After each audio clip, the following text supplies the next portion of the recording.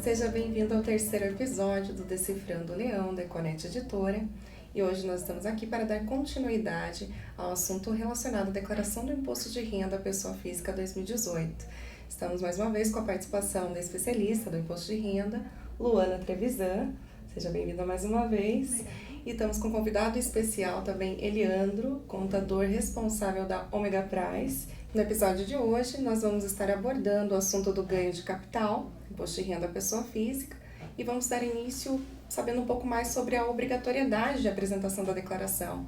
A apuração do ganho de capital, ela acarreta a obrigatoriedade da apresentação da declaração de ajuste anual? Bom, Tatiane, a questão do ganho de capital, em um dos quesitos para a obrigatoriedade de apresentação da declaração, acontece em dois momentos. O primeiro é quando a pessoa física, o contribuinte, apurou ganho de capital sujeito à apuração do imposto, né? Esse é um dos critérios isolados de apresentação da declaração. E o outro seria ter optado pela isenção do ganho de capital dos 180 dias, que a gente vai comentar um pouquinho mais para frente, específico, qual que é essa isenção específica que a legislação dá para o contribuinte. Vou aproveitar e perguntar para o Eliandro se isso acontece muito no escritório, só esses dois critérios de obrigatoriedade ou ocorre mais em relação aos rendimentos da pessoa? Normalmente não ocorre em relação aos rendimentos, mas há casos sim que a pessoa de repente faz a apuração durante o ano do ganho de capital e nos procura depois para trazer, porque as informações da apuração lá do programa de apuração do ganho de capital você tem que trazer para a declaração de ajuste anual, né? Então há casos sim. Ah, entendi. Então não é necessariamente só o rendimento que faz a pessoa física estar obrigada a apresentar a declaração. Não. Às vezes apurou o ganho de capital, mas não atingiu o rendimento ali que traz a condição de obrigatoriedade para declarar, que seria os R$ 28.559,70, porém, apurou o ganho de capital, às vezes a pessoa nem se atenta que deve apresentar a declaração, certo? Exatamente. Então tem que ficar de olho nesses detalhes, né? Porque não são somente esses casos que acabam sendo mais divulgados, né?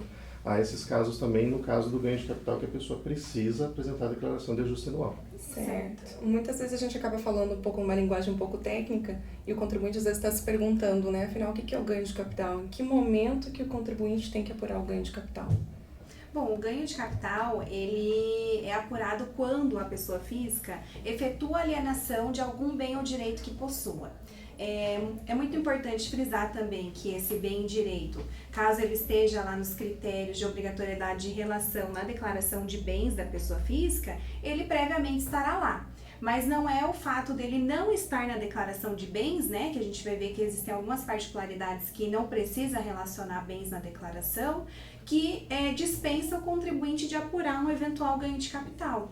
Tá? Então, o ganho de capital é o quê? Ocorrendo a alienação de algum bem ou direito, apura-se a diferença entre o valor de venda e o valor de compra, tem-se, né, o ganho de capital e apura-se o imposto de renda devido sobre esse ganho. Perfeitamente. Leandro, tem alguma situação que apura o ganho de capital que não é somente na venda, alguma coisa que você tenha que trazer para nós de importante? Nos outros casos também, né, como permuta, né, ou uma dação em pagamento, então, e outros casos que a legislação prevê também, que é obrigatório também você fazer a apuração lá do ganho de capital. Não é só no caso tradicional de venda, né, de algum imóvel. Enfim, acaba compreendendo outras formas bem. de transmissão do imóvel também, de Sim. Transferência do imóvel, pensando assim, né? Existem algumas situações que o simples fato de vender ou transferir pode, de repente, trazer algum benefício para o contribuinte. De repente, ele não ter que apurar o ganho. Você consegue citar alguma coisa para nós Primeiramente, recuperando um pouquinho ali o que vocês falaram, né, em questão da alienação. A alienação não é só a venda em si, né? A gente pode ter a dação em pagamento, conforme foi falado, pode ter uma doação, tá? Pode ter também uma transmissão por causa-mortes, uma transferência na meação da sociedade conjugal, né, numa separação, e outros casos, permuta também que foi comentado, tá? Mas existem inúmeros casos, então não é só a venda propriamente dito que ocorre. A Laura havia comentado que nem todos os bens que estão sujeitos à apuração do ganho de capital constam na declaração, tá? Mas isso existe um valor, alguma coisa que determine a obrigatoriedade de estar constando um bem na declaração do imposto de renda da pessoa física? Sim, existe. A legislação, ela impõe lá um capítulo especial para a declaração de bens e direitos. Então, a pessoa física, o contribuinte que esteja obrigado a apresentar a declaração de ajuste anual, vai ter que se atentar a essa relação de bens e direitos que devem ser relacionados na declaração. Imóveis, qualquer um. Qualquer imóvel adquirido tem que constar na declaração de bens e direitos. Bens móveis, tá? Bens móveis, ali a gente tem a limitação de valor que seja até 5 mil, com exceção de veículos automotores, embarcações e aviões, tá? Então, com essa exceção, né, basicamente resta uma pouca gama de bens móveis que não devem ser relacionados na declaração, tá? A gente também tem em relação à conta corrente, né, de valor até de R$140, também são dispensados de relacionar na declaração de bens, tá? Então, basicamente aí, eu diria que uma grande parte de bens que são sujeitos à apuração do ganho de capital, quando alienados, já estão sendo relacionados na declaração, porque o mais comum que a gente vê são bens imóveis, né, sendo alienados, veículos, né, não tem assim outros bens aí que a gente tenha uma particularidade maior em relação a isso. Lá no escritório, Eliandro, os clientes costumam te passar a relação dos bens ou direitos, ou você costuma já relacionar ali uma lista de itens que eles devem trazer para você no momento da declaração? Lá no escritório a gente elaborou um checklist, né, para facilitar o cliente a se organizar para o imposto de renda. Então, quando ele entra em contato com a gente encaminha esse checklist, já com esses detalhes, as informações, quais documentos eles precisam nos trazer, nos encaminhar, né, para facilitar realmente na hora de preparação da declaração de imposto de renda dele. Perfeito. E nessas apurações de ganho de capital, tem algum valor que de repente isenta o contribuinte de fazer essa apuração, ou alguma coisa que até mesmo acaba dispensando ele fazer a entrega da declaração?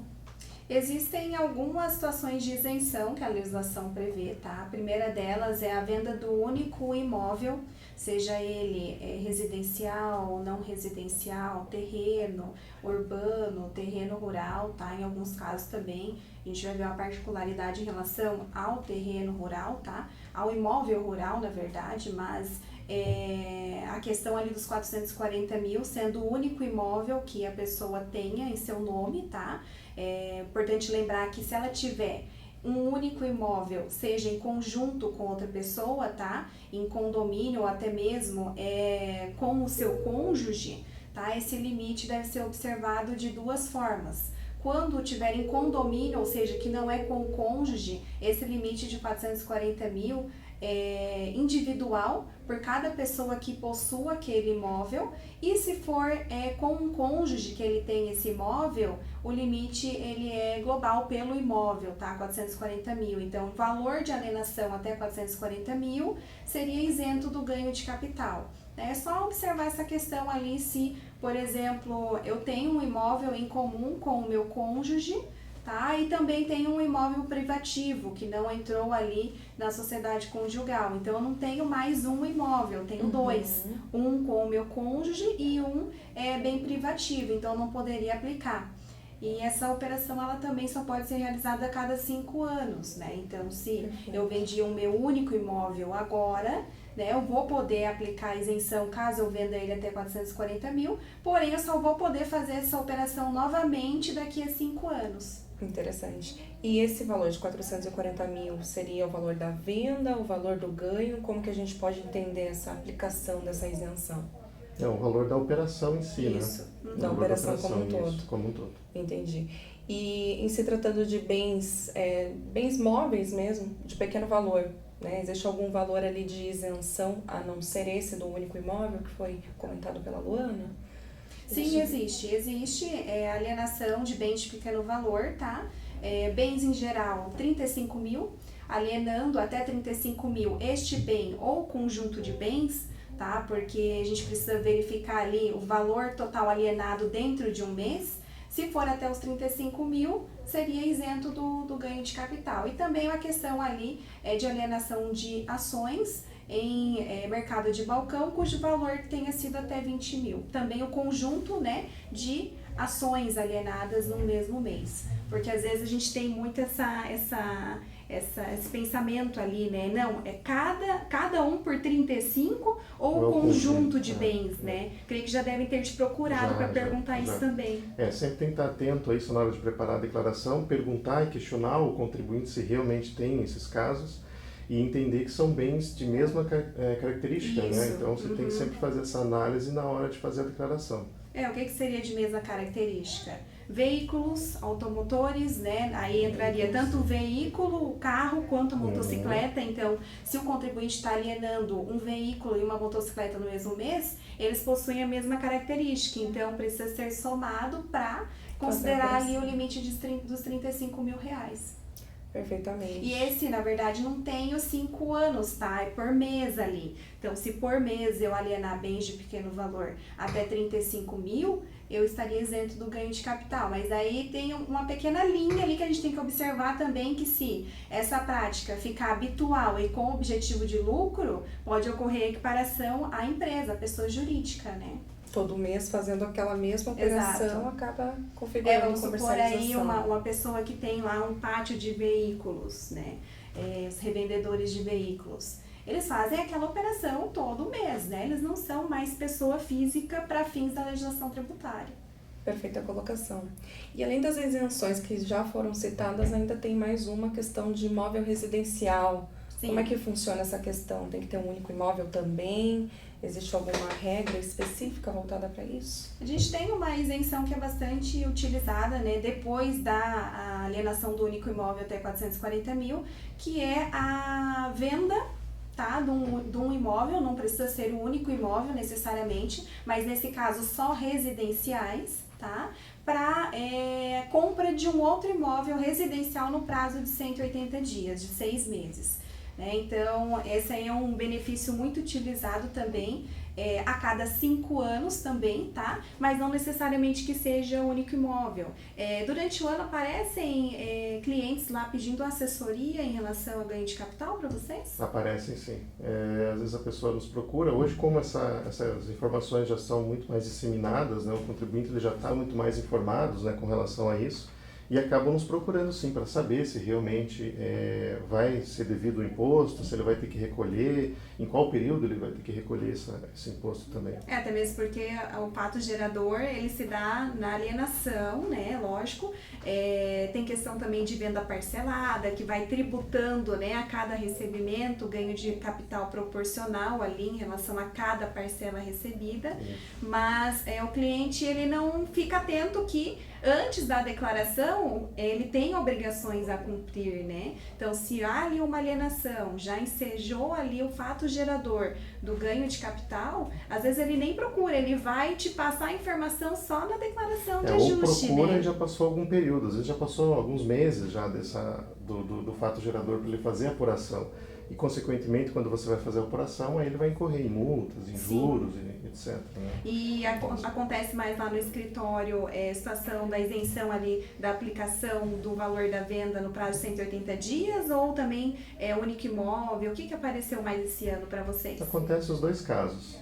Não há assim um que ocorre mais ou menos. Assim, normalmente os dois casos as pessoas nos procuram mais. Entendi. Importante salientar também que esse benefício, para ter a isenção total, precisa ser aplicado todo o valor da venda na compra de outro imóvel.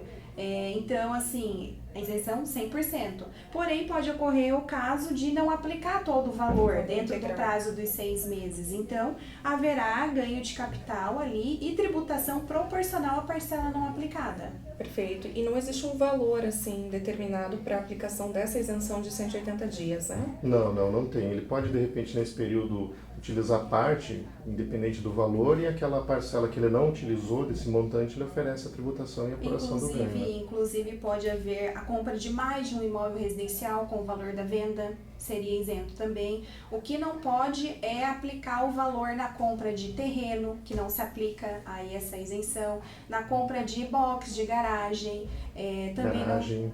Isso, né? A própria garagem não se aplica também a pegar o valor e aplicar numa construção de imóvel, tá?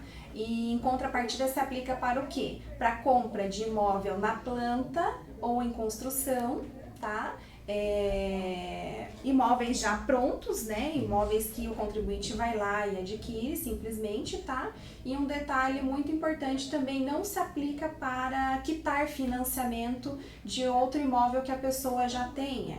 Tá? Então, só observar esses pequenos detalhes para não incorrer ali no erro, tá? Então, essas informações você deve passar para os teus clientes, né? Eles fazem essas perguntas dessa natureza, certo? Normalmente, sim, o contribuinte ele quer, de alguma forma, pagar menos imposto. Então, ele realmente fica atento a isso. E o que ocorre muito, e é importante salientar esse caso em que você já tem um imóvel que está financiado e você quer utilizar esse valor. Isso acontece muito, né? As pessoas, mas eu posso utilizar esse valor para quitar um imóvel que eu já possuo? Então, a legislação não prevê isso, realmente, como a Luana falou, não pode utilizar esse recurso para fazer esse tipo de quitação, né? A gente também tem ali um caso de isenção, agora voltando ali para os casos de isenção, que seria em função do ano de aquisição do imóvel. Então, imóveis adquiridos até 69, elas têm uma redução no ganho de capital de 100%. E isso vai diminuindo 5% a cada ano até chegar a 88. Então, imóvel adquirido até 88, quando vai apurar o ganho de capital, tem uma redução ali de 5%. Isso lá no último ano, né, que a legislação prevê uma redução do ganho de capital. Então, né, na hora de vender o imóvel, tem que se verificar tudo, sim. né? Ano de aquisição, se teve benfeitoria no imóvel, todas as particularidades, né? Porque a legislação é muito ampla nesse sentido. Exatamente. Não é tão simplesmente pegar o valor de alienação e o valor, custo de aquisição e ver a diferença de um do outro. Até se apurar o imposto, a gente tem que observar se o contribuinte, né, está em alguma das hipóteses de isenção e também depois as aplicações de redução do ganho de capital. Perfeito. O recomendado, na verdade, é que o contribuinte faça isso até, de repente, antes de vender ou quando ele está para fechar uma venda, para realmente saber qual o valor que ele vai ter que pagar de imposto naquela operação ali, né? Para realmente, porque às vezes a pessoa só vai se dar conta e aquilo pode, de repente, influenciar a operação, né?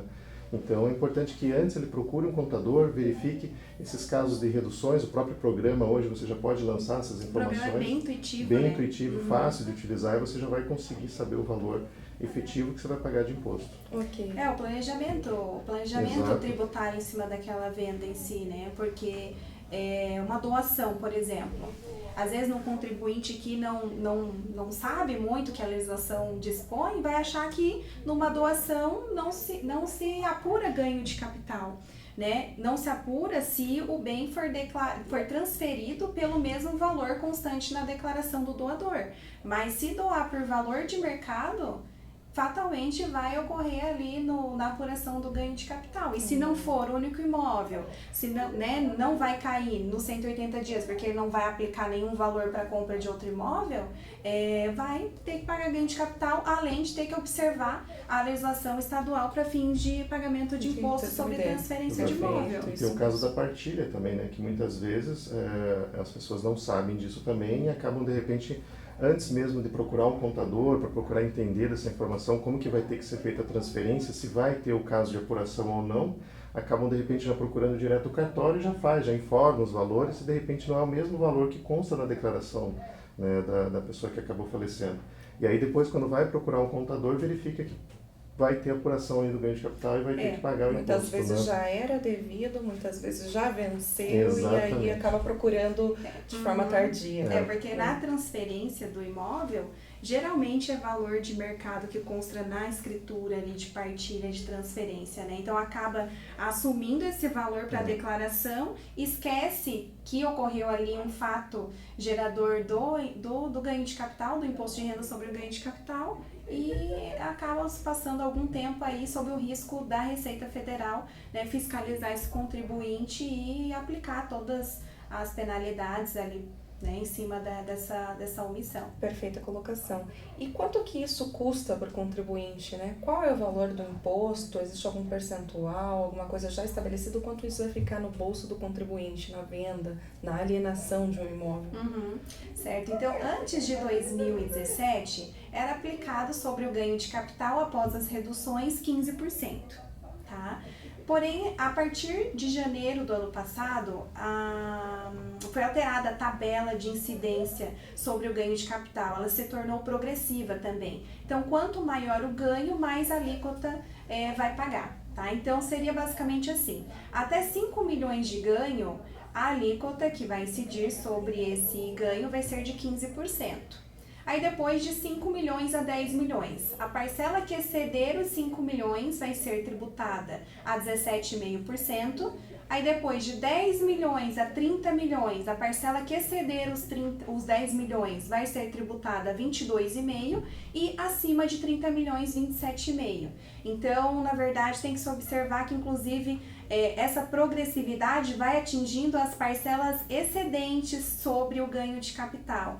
Então, também não é só pegar o valor do ganho e aplicar em uma das faixas. Tem que se verificar o que vai ser tributado na primeira, o que vai ser tributado na segunda, terceira e quarta, tá? Para a correta tributação do ganho de capital. Então, vai depender do ganho. Entendi. Quanto maior o ganho, mais imposto vai incidir. E o momento da apuração? É no momento que firma o contrato de compra e venda? Como é que faz para apurar exatamente essas alíquotas sobre o ganho? Então, o contrato, na verdade, ele é um compromisso que esse contribuinte vai assumir, mas, na verdade, ele vai utilizar como base a data do recebimento, né? Porque a Receita ela entende que você tem que considerar o regime de caixa, ou seja, a data do efetivo recebimento. A partir dali, você tem que fazer a apuração e esse imposto vai ser recolhido no código DARF 4600 até o último dia do mês subsequente a essa operação.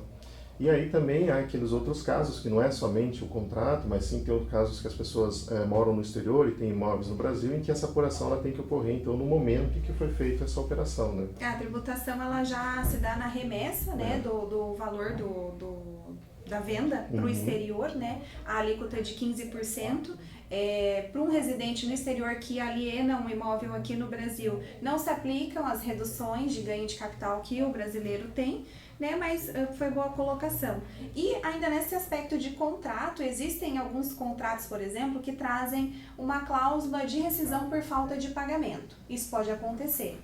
Porém, né, o fato gerador, o compromisso da venda já foi pactuado. O que pode acontecer depois é só uma rescisão por falta de pagamento. Aí o que o fisco indica? Que deve-se apurar o ganho de capital normalmente, tá? Recebeu uma parcela, já apura ganho de capital ali. Recebeu a segunda, apura de novo ganho de capital, proporcionalmente ao valor da parcela recebida. Não recebeu a terceira, quarta, quinta, ensejou lá a rescisão do contrato? Ok, não vai desfazer o que já foi apurado de ganho de capital, isso não é possível. Porém, o custo de aquisição do imóvel que permaneceu com o contribuinte, já que ele não transferiu a propriedade, vai mudar, vai ser alterado. Ali naquele custo de aquisição do imóvel vai ser incluído o ganho de capital proporcional que ele pagou ali naquele meio tempo entre o contrato, né, a assinatura do contrato e a apuração do imposto até a rescisão desse contrato. E existem também alguns contratos ali que trazem cláusulas condicionantes, por exemplo, a alienação só vai ocorrer, a transmissão só vai ocorrer quando for liberado um financiamento da instituição financeira. Nesse caso, o pontapé será quando for liberado um financiamento para o vendedor, né? No caso, para o comprador, consequentemente o valor entra na conta do vendedor. E outra situação também em relação à suspensão de contrato seria, por exemplo, condicionar que a alienação vai ser feita quando o vendedor desocupar o imóvel. Aí, quando desocupar o imóvel, é que vai ficar caracterizada ali a alienação e vai tributar a medida do recebimento. Perfeitamente. O Eliandro colocou que o recolhimento do ganho de capital ocorre pelo código DARF 4600. Esse DARF o contribuinte gera na internet? Como é que ele faz para estar fazendo essa apuração do ganho de capital? Ele tem que baixar o programa, né, que tem um programa apropriado para fazer a apuração do ganho de capital, e ali ele vai preencher as informações, né, referente àquela operação de alienação. O sistema ele é bem intuitivo, a Luana já até comentou, então ele é fácil de você informar os dados, mas é claro, na dúvida que você tenha, procure um escritório de contabilidade, procure um contador que ele vai estar apto a te auxiliar, sempre recomendo. Mas assim, o próprio sistema já vai gerar o DARF ali para ele fazer o recolhimento. Né? Uhum. Certo. E qual é o prazo que o contribuinte tem para fazer o recolhimento desse imposto? Sim, conforme o Eliandro falou, seria até o último dia útil do mês seguinte ao do recebimento, integral ou em parcelas, né? Se for em parcela, o próprio programa também já te permite que você fale se o bem foi alienado à vista ou a prazo. Se foi a prazo, ele vai calculando o ganho de capital proporcional ao valor da parcela recebida. Aí o pagamento sempre vai ser no último dia útil do mês seguinte ao do recebimento dessa parcela. Certo. Da mesma forma que existe a questão da retenção na fonte, que acaba sendo antecipação do devido, né? Em se tratando desse recolhimento do ganho de capital, o contribuinte, de alguma forma, ele consegue recuperar esse tributo que ele pagou ou não? Não, ele não consegue recuperar. Essa é uma modalidade de tributação definitiva, tá? O cliente, o contribuinte é o sujeito passivo do imposto, ele mesmo que recolhe e não é passível de compensação ou restituição na declaração de ajuste. Perfeito. Falando agora um pouquinho da comprovação desses bens, né? Em termos de custo, o que se considera custo para fins da declaração de imposto de renda ou para apuração até mesmo do ganho de capital?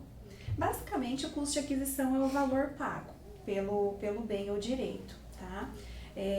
A dúvida se tem principalmente em relação a bens financiados, né? Se os juros pagos ali no decorrer daquele financiamento integra o custo de aquisição também, integra o custo de aquisição, né? Mas fora isso, existem outros gastos que integram o custo de aquisição.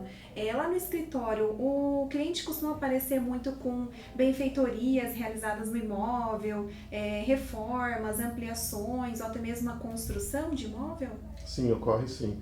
E muitas vezes, como a Luana mesmo disse, esse caso do financiamento, as pessoas acabam deixando de lado e não informando esse detalhe, né? E daí quando vai vender o imóvel, poxa, mas eu vou ter que pagar tudo isso, né? Porque realmente deixou de informar ou deixou de compor o custo ao longo do período referente a essas situações.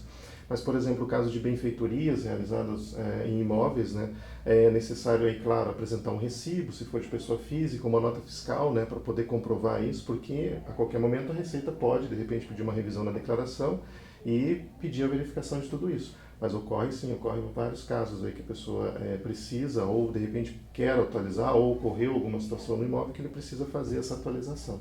Quem guarda a documentação se beneficia, Exatamente. né? Porque qualquer gastinho que você tem ali, que incorpore custo ao bem, seja colocação de um piso, ampliação de um cômodo, né? Ou até mesmo mexer na estrutura, lógico que daí quando se fala em estrutural tem que ter projeto aprovado, tá? Mas quem guarda toda a documentação se beneficia muito na hora da apuração do ganho de capital. Isso tudo vai impactar no custo de aquisição do bem. Sim. E automaticamente vai nota gerar fiscal, recibo, né, de pagamento a prestadores de serviço autônomo, né, se for o caso, ou até mesmo a nota fiscal emitida pela construção, por uma construtora, tá? Todo o material, qualquer gasto feito no imóvel tem que ser mediante documentação hábil e idônea. É extremamente relevante, né, o contribuinte guardar, manter essa documentação justamente para comprovar e para facilitar também a vida do contador, né? Às vezes quer acabar vendendo por valor de mercado, automaticamente vai ter um ganho ali elevado se não fez a comprovação. Se não guardou toda a documentação do custo, não vai ter como usar, infelizmente. Principalmente se tratando de construção, né? Construção, reforma, tem que ter isso muito bem documentado para poder apurar o ganho de capital e ter ali um desembolso financeiro do imposto menor, né? E assim, a gente sabe que os imóveis ao longo do tempo, por exemplo, vão ganhando valor, né? E aí o contribuinte fala, mas qual é o valor do meu custo de aquisição? É o meu valor que eu estou pagando o meu imposto para o Estado, enfim, para o município, ou é o valor que eu declarei na declaração de imposto de renda? Muito se pergunta se pode atualizar o valor do imóvel na declaração, exatamente. né? Essa deve ser uma pergunta recorrente lá para você também. Não se atualiza, com exceção do que a gente acabou de falar, que são as reformas, né? Os reparos, as ampliações, enfim, comprovadas com documentação. No caso do ITBI também, que a gente acabou não falando, né? Que também vai compor, né? Se você pagou na operação, também vai compor o custo de aquisição, né? Mas essa é uma pergunta muito recorrente. Se eu posso atualizar na declaração o valor do bem. Até mesmo não só acho que para vocês, mas para nós também aqui da consultoria, tem muito essa pergunta, tá? Então, o que você, né, fala para os seus clientes quando eles vêm com esse questionamento para você? Infelizmente que não, né, que ele pode atualizar somente nesses casos, né, então normalmente lá naquele checklist que a gente encaminha, a gente já pede esses documentos, sempre orientando que são documentos idôneos, que realmente tem que atestar aquela situação para compor o custo. Não há formas realmente de você atualizar o valor de mercado, você tem que realmente lançar o valor que estava na época que você efetivou lá no contrato, né, e aí só atualiza nesses casos. O valor aí. de mercado é geralmente pelo que você vende, né? Esse é o valor de alienação em muitos casos. Então, a gente falou bastante sobre o custo de aquisição dos bens, né, na declaração de imposto de renda, o que você pode considerar como custo, mas e afinal, na questão da alienação, existe um valor já pré-estabelecido, a não ser o valor de venda, como que a gente pode interpretar isso? Sim, basicamente é o valor de venda do bem, né, seria o valor de alienação, ou o valor, né, na transmissão deste bem por uma doação, ou o valor na transmissão por herança, né, ou até mesmo a transmissão para o ex-cônjuge. Esses seriam os valores de alienação. Existe ali a questão da corretagem numa possível venda, né, de imóvel, que ela pode ser deduzida do valor de alienação quando suportada pelo vendedor do imóvel. Entendi. E nos casos de herança, assim, para fazer essa transmissão do imóvel, você transfere por qual valor? Assim, existe uma opção do contribuinte ou é aquilo que já está no formal de partilha? Como que funciona? Geralmente no cartório, né, eles sempre pegam com base o valor de mercado, até mesmo para incidência dos outros tributos, tá? Mas para fins de imposto de renda é opcional continuar, né, transferindo pelo valor da declaração final de espólio, tá? Ou por valor de mercado. Se transferir a valor de mercado, o ganho de capital se apura e se paga pelo espólio, tá? Que seria ali a declaração da pessoa falecida, tá? Daí se apura ali. E não é o herdeiro que vai pagar este imposto, tá? O ganho de capital é apurado ali na declaração final de espólio. Perfeito. E se tratando de venda de bens comuns, como que fica essa questão da apuração do ganho? Existe essa dúvida bem recorrente, né? Não sei se eles procuram você lá no escritório, casal, né, para apurar ganho de capital e recolher. A dúvida é basicamente se pode pagar 50% para cada um, ou se eventualmente eles podem escolher se vai tributar aquele ganho integralmente em um dos dois. Né? Na verdade, tem essas duas opções aí mesmo, 50% para cada um, ou integralmente em um só, né? Mas é importante mencionar ali que existem regimes de casamento que permitem, né, que o bem seja considerado em comum. Então, basicamente, bens havidos após o casamento na modalidade comunhão parcial de bens, né? Então, a partir do casamento ali, todos os bens adquiridos serão em comum, tá? Comunhão universal, né? Comunhão universal são bens comuns, né? Salvo aqueles que têm uma questão de separação obrigatória, né? de bens, tá? Que não podem ser em comum, né? E também a questão da união estável, que muita gente hoje formaliza união estável. União estável, salvo uma estipulação em contrário, no documento que formaliza a união estável, ela é equiparada à comunhão parcial de bens. Aí tudo que foi adquirido após a união estável também é comum ao casal. Perfeitamente. Então, a parte do casamento, o regime de casamento vai interferir diretamente na apuração do ganho de capital. Então, não basta ser casado e saber que é um bem comum, né? Nem sempre é isso. Existe toda a separação ali, a depender do regime. Existem bens que são gravados ali com incomunicabilidade, né, entre os cônjuges. Tem que ser observado tudo isso, tá? Mas o mais comum que a gente vê é comunhão parcial e união estável. Certo. Uma coisa muito comum que ocorre hoje em dia é a troca. Né? Então, de repente, tem uma unidade lá, um terreno, vai fazer a troca, de repente, por um imóvel pronto ou um imóvel em construção. Como que funciona essa questão de troca na declaração de imposto de renda da pessoa física? Existe um tratamento diferenciado? Existe a questão relacionada à permuta, mas para que seja permuta tem que ter um documento, uma escritura pública de permuta para que seja considerado assim.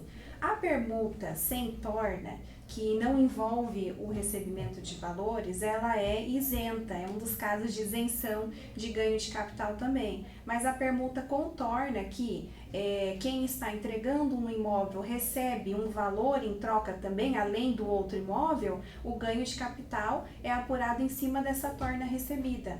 Tá? Então, muito importante frisar que o documento de permuta precisa estar ali, a escritura pública de permuta para que seja considerada como tal. E permuta para a legislação é de imóveis, né? Não é permuta entre, por exemplo, eu te dou um imóvel e você me dá um imóvel mais um carro, né? Então, esse carro, vindo de você para mim, vai ser dação em pagamento, então seria o meu valor de torna. Então, só importante salientar essas questõezinhas, mas lá no teu escritório aparece muito caso de permuta ou é um pouquinho menos comum? Não, ocorre sim, principalmente agora com essa situação econômica aí, o pessoal de repente querendo um imóvel de menor valor, ou de repente um imóvel, um valor um pouco mais agregado, enfim, sempre vai ter alguma diferença aí, né? E aí nesses casos tem que ficar atento a isso que você disse realmente com relação à troca, e incluindo outros bens, né? Porque as pessoas acabam se confundindo achando que isso vai compor e de repente vai ser isento, vai estar isento do imposto. Então tem que ficar atento na hora de consultar o contribuinte, realmente saber das informações detalhadas para fazer a apuração correta, né? E se tratando de venda de imóvel rural, como que funciona? Isso é a mesma operação, mesmo procedimento? Ou existe alguma outra sistemática também? Então, Tatiane, em relação ao imóvel rural, existe particularidade sim. Porque o imóvel tanto pode ser vendido por alguém que exerce atividade rural, quanto por um contribuinte em geral que não exerce atividade. Porque para o produtor rural, geralmente ele vai lá, adquire aquele terreno, né, a terra nua que é chamada, e faz benfeitorias neste imóvel para começar a exercer atividade. Ele vai lá e constrói um galpão, ele faz a pastagem, né, planta ali, por exemplo, se for o objetivo, né, da atividade dele vender plantas ou vender árvores, madeira, enfim, ele vai lá e faz todas essas benfeitorias em cima dessa terra nua. Essas benfeitorias, quando entram para ele, para a apuração do resultado da atividade rural, elas são consideradas despesas de custeio ou investimento.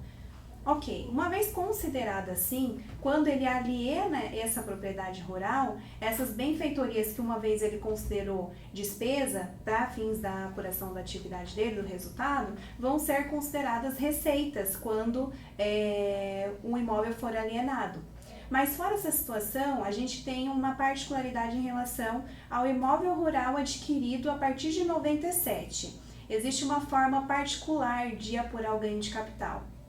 Em vez de aplicar o imposto de renda sobre a parcela do ganho, que seria o valor de venda menos o custo de aquisição, existe uma possibilidade do ganho de capital ser apurado entre a diferença dos valores da terra nua declarados na DIAT, na declaração do ITR todo ano, que ocorre ali em setembro, né, até setembro. Então, o contribuinte que tiver apresentado o DIAT do ano calendário da aquisição e o DIAT do ano calendário da alienação, que obrigatoriamente tem que ser ali, né, até setembro, ele se beneficia com uma apuração do ganho de capital, onde ele vai confrontar os valores de terra nua. Ou seja, por mais que eu tenha vendido o imóvel por um valor superior ao valor de terra nua, eu vou considerar essa diferença entre o valor de alienação e o valor da terra nua do ano de alienação como isento na declaração de ajuste anual. Tá? Então, é importante ter apresentado o DIAT do ano da aquisição e do ano da alienação. Se comprou e vendeu no mesmo ano, o DIAT vai coincidir, porque vai ser do ano da aquisição e do ano da alienação. Lá o ganho de capital é zero. Então, qualquer valor que eu tenha vendido acima desse valor da terra nua vai para isento na declaração de ajuste anual. né? Mas se eu não tiver apresentado o DIAT, vamos supor, adquiri em janeiro de 2017 e estou vendendo em agosto de 2017, eu não entreguei o DIAT ainda, que tem o prazo ali em meados de setembro, né? Então eu teria que pegar o valor de alienação e o custo de aquisição e fazer o ganho de capital normal, como qualquer outro contribuinte faz nos imóveis ou, né, em outros direitos. Com base nos valores reais da operação. Isso, Ok. exato. E para aquele contribuinte que não explora a atividade rural, como você mencionou no início, existe também alguma sistemática ou como funcionaria nesse caso? Na verdade, há que se verificar se o imóvel é rural. Sendo o imóvel rural, não precisa ser vendido por um produtor rural, né? Ele pode ser vendido por alguém que não exerce atividade rural e usufruir desse benefício da confrontação dos valores da terra nua, ou caso não tenha apresentado as declarações sobre os valores reais da operação. Entendi. A ideia do Decifrando Leão acaba sendo bem bacana nesse sentido, porque a gente sabe que existe um imposto voltado na venda, na transmissão de bens móveis, mas às vezes o desconhecimento da legislação, né, acaba que o contribuinte não se beneficia dessas situações que a própria legislação coloca. Existe algum tipo de redução, fora todas essas situações que a gente já mencionou? A gente viu isenção, né, que são casos específicos que a legislação dispõe ali, né, a aplicabilidade para cada um dos casos, e existem as reduções. As reduções quase todos os contribuintes têm, algumas reduções mais benéficas e outras as usuais. A redução que eu diria que impacta mais no ganho de capital é a redução em função do ano de aquisição do imóvel. Então, se o imóvel foi adquirido até 1969, a redução do ganho de capital é de 100%. Então, imagine um espólio, né, que esteja ali fazendo a ameação, a transferência dos bens, tá, na declaração de ajuste. Ele pode transferir por valor de mercado, né, e usufruir desses benefícios de redução, porque vamos supor que o imóvel tenha sido adquirido lá em 1965, adquirido até 69, conforme eu falei, a redução é de 100%. Então, o herdeiro já incluiria esse bem na declaração pelo valor de mercado, já seria benéfico para ele. Quando ele vendesse esse imóvel, né, o ganho de capital seria menor, porque imagine também o custo de aquisição desse bem adquirido em 65, por exemplo, né? Ele tem que ser convertido em reais, né, conforme tabela disponibilizada pela Receita Federal, tá? Através da Instrução Normativa 84 de 2001, vai lá e converte, mas o valor desse bem ainda é muito baixo, né? Então, às vezes, apurar o ganho de capital na declaração de espólio é muito melhor. E esse benefício é em função ao ano de aquisição do imóvel. Aí esse benefício de redução ele vai caindo de 5% em 5% até imóvel adquirido em 1988. Se o imóvel foi adquirido até 88, a redução é só de 5% na apuração do ganho de capital. Além dessa redução em função do ano, existe também as reduções FR1 e FR2. Essas reduções, elas já são feitas pelo próprio GCAP, tá? Então, o contribuinte não precisa se preocupar em termos, assim, da onde que ela veio, tá? É uma redução aplicada também. E todas essas reduções são cumulativas, ou seja, se eu tenho uma redução em função do ano de aquisição, eu vou ter um resultado de ganho de capital X, e depois eu vou aplicar ainda as outras reduções que seriam FR1 e FR2 para ter um novo ganho de capital. Então, lá no programa ele já vai mostrando ganho de capital após a redução em função do ano de aquisição. Depois, com as outras reduções, que são as FR1s e a FR2, ganho de capital após redução FR1 e FR2. E somente após o único resultado apurado de ganho de capital é que se aplica a alíquota do imposto. No tocante a essas reduções, por exemplo, temos uma área lá, um terreno, o contribuinte fez uma construção, mas esse terreno era muito antigo e a construção foi concluída anos depois. Uhum. Nesse caso, a redução ela vai se aplicar proporcional, alguma coisa nesse sentido? Tem como a Receita Federal saber disso? Como funciona? Geralmente ela é proporcional, tá? Porque você tem uma data de aquisição, né, daquela construção após a aquisição do próprio terreno. Então ela acaba sendo proporcional na grande maioria dos casos. Entendi. Existe um desdobramento Sim, nesse caso. existe. Entendi. Conforme mencionado, né, existe ali o programa do GCAP, que facilita muito o dia a dia do contribuinte para poder fazer a apuração do ganho de capital, mas é importante frisar a responsabilidade do imposto. Quem é que paga o imposto? Quem é que deve fazer esse recolhimento do imposto, Eliandro? Regra geral é o próprio contribuinte que tem que fazer o pagamento desse imposto, mas há casos, por exemplo, que o doador, né, tem que fazer isso numa doação, então ele que tem que recolher. Há casos também, no caso do espólio, né, que também tem que fazer o próprio espólio, faz o recolhimento na pessoa do inventariante, no caso que vai fazer isso, né. E também tem o caso de ex-cônjuge, né, na dissolução ali da sociedade, o cônjuge que ficou com o imóvel é que paga o imposto, né, então sempre se atentar quem que vai pagar o imposto para não ter aí um recolhimento em nome, né, de outra pessoa e depois vai ter que fazer uma retificação desse DARF, o processo já é um pouco mais demorado, né, então antes de fato finalizar toda a operação é sempre bom procurar um recurso, né, de uma consultoria, de uma contabilidade para não incorrer em nenhum risco desse. Perfeitamente. Vamos agora para a pergunta, tá? Nós disponibilizamos no canal, até nos comentários do vídeo, a possibilidade do contribuinte formular seus questionamentos para o Decifrando o Leão. Hoje nós temos a pergunta do Márcio, tá? E a pergunta dele é a seguinte: cliente abriu uma offshore em 2017. Gostaria de saber quais as obrigações e informações ele necessita informar para o Banco Central e como lançar esta empresa na declaração de imposto de renda pessoa física 2018. Em relação à declaração, Márcio, que é o nosso objetivo aqui hoje, tá? Você adquiriu um bem, né? Que seria cotas, né, de capital representativas de uma empresa situada no exterior. Existem particularidades em relação a essas empresas? Existem. Tanto que não precisa ser necessariamente uma empresa offshore, pode ser uma conta no exterior, né, num país aí de tributação fiscal favorecida, né? Mas independente disso, houve um desembolso na aquisição dessa offshore, no investimento dessa offshore. Então, ele deve ser declarado na declaração de bens ou direitos da pessoa física, do contribuinte que adquiriu, né? Vai fazer a conversão lá em dólar, caso, né, seja uma outra moeda que não tenha cotação para o real. Depois, essa conversão para dólar se converte em reais, tá? Para a taxa lá do Banco Central, para a data da aquisição, na taxa estabelecida para a venda, tá? Do Banco Central.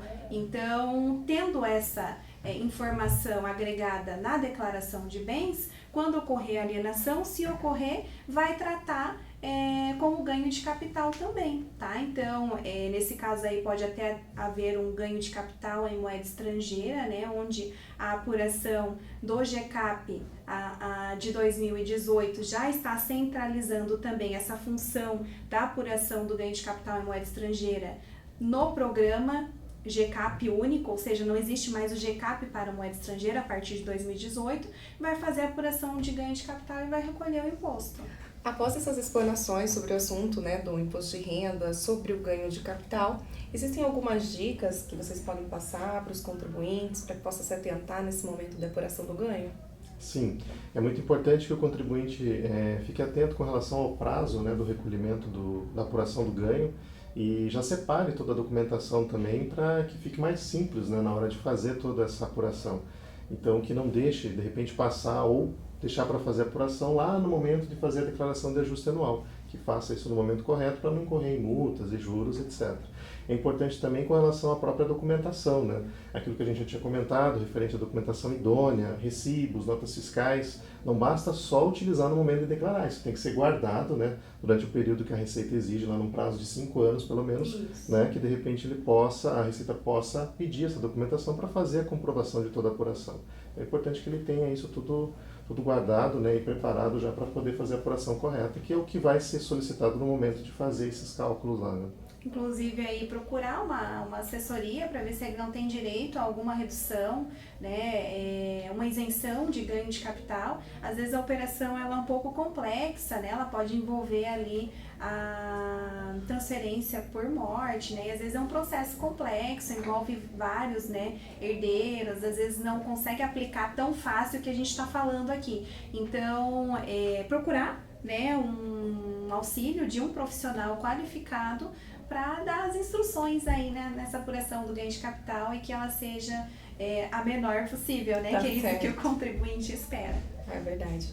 Gente, por hoje é só, né? Agradeço a participação de vocês hoje no Decifrando o Leão, mais uma vez aqui conosco, Luana, convidado Leandro. Muito obrigada pela participação. Obrigado. No próximo episódio, Decifrando o Leão, o tema será rendimentos recebidos de pessoa física e exterior. Aproveite para fazer seu questionamento logo abaixo desse vídeo ou até mesmo no site da Econete Editora. Aproveite para curtir e compartilhar e nos seguir nas redes sociais. Um grande abraço e até a próxima!